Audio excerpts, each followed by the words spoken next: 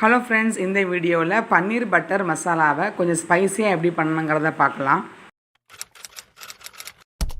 கடாயில் 2 table spoon oil சூடாகட்டும். பெரிய வெங்காயம் ஒரு 3 சும்மா ரஃப்பாக கட் பண்ணி இந்த எண்ணெயில் போட்டு வதக்கிக்கிடலாம்.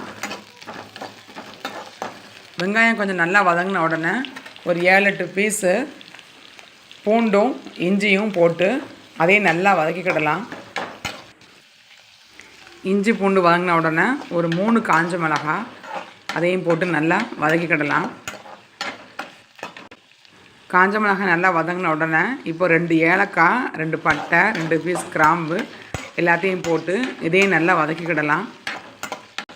இப்போது 2 தக்காளி ரஃப்பாக கட் பண்ணி அதையும் சேர்த்து நல்லா வதக்கிக்கிடலாம்.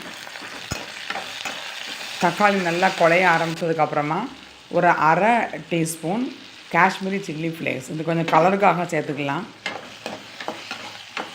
எல்லாம் வதங்கின உடனே ஒரு டேபிள் ஸ்பூன் கேஷ்யூஸ் போட்டுக்கலாம். இந்த மாதிரி புரோக்கன் கேஷ்யூஸே கிடைக்கும், அது நமக்கு கொஞ்சம் சீப்பாக கிடைக்கும். ஸோ அது கூட பயன்படுத்திக்கலாம். எல்லாம் நல்லா வதங்கின உடனே ஒரு 1/2 டீஸ்பூன் மஞ்சள் தூள் போட்டுட்டு அதையும் வதக்கிக்கிடலாம். இப்போது ஒரு 1/2 டேபிள் ஸ்பூன் கொத்தமல்லி பவுடரையும் போட்டுட்டு அதையும் நல்லா வதக்கி எடுத்து வச்சிடலாம். இப்போது லாஸ்ட்டாக ஒரு 1/2 டீஸ்பூன் பெருஞ்சீரகம் போட்டுக்கலாம் வாசனைக்கு. அதையும் போட்டு வதக்கி வச்சிடலாம். வதங்கினது எல்லாம் ஆறுனதுக்கப்புறமா ஒரு மிக்ஸி ஜாரில் போட்டு நல்லா மையாக அரைச்சி எடுத்து வச்சுக்கிடலாம். மிக்ஸி ஜாரில் உள்ள மசாலாவை நல்லா கழுவி அந்த மசாலாவோட கரைச்சி வச்சுக்கலாம். நான் வே யூஸ் பண்ணியிருக்கேன். பன்னீர் செஞ்சதுக்கு வே மிச்சம் இருந்தது, அதை எடுத்து நான் யூஸ் பண்ணியிருக்கேன். அது நல்லா டேஸ்ட்டாக இருக்கும். இந்த அளவுக்கு தண்ணி சேர்த்து மசாலாவை கரைச்சி வச்சுக்கிட்டு ஒரு டீஸ்பூன் சால்ட்டு அதையும் போட்டு நல்லா கரைச்சி வச்சுக்கிடலாம். இப்போது ஒரு கடாயில் ஒரு டேபிள் ஸ்பூன் பட்டர் போட்டு அது நல்லா உருகின உடனே இப்போ கரைச்சி வச்ச மசாலாவை அப்படியே ஊற்றிட வேண்டியது தான்.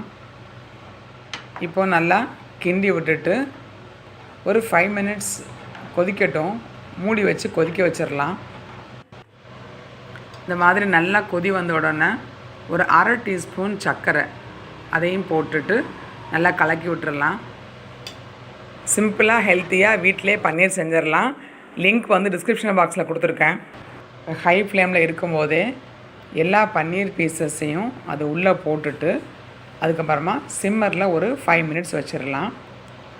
ஸ்டவ் சிம்லே இருக்குது. இப்போ ஒரு டேபிள் ஸ்பூன் பட்டர் அதை ஆட் பண்ணிவிட்டு லைட்டாக எல்லா பக்கமும் அது வர்ற மாதிரி கிண்டி விட்டுறலாம். 5 மினிட்ஸ் அப்படியே மூடி இருந்து வேகட்டும். வெண்ணெய் நல்லா உருகி எல்லாம் சேர்ந்தமாக கொதிக்கட்டும் ஒரு 3 மினிட்ஸில். இப்போது கஸ்தூரி மேத்தி ஒரு அரை டீஸ்பூன் எடுத்து எல்லா பக்கம் அப்படியே ஸ்ப்ரெட் பண்ணிடலாம். இப்போது லாஸ்ட்டில் இன்னும் ஒரு டேபிள் ஸ்பூன் பட்டரை போட்டுட்டு மூடி வச்சிடலாம். வேணால் ஃப்ரெஷ் க்ரீம் ஆட் பண்ணிக்கலாம். அவ்வளோதான், சூப்பரான பன்னீர் பட்டர் மசாலா ரெடி ஆயிடுச்சு. சப்பாத்தி, பரோட்டா, நான் எதுக்குனாலும் இதை வச்சு சாப்பிட்லாம்.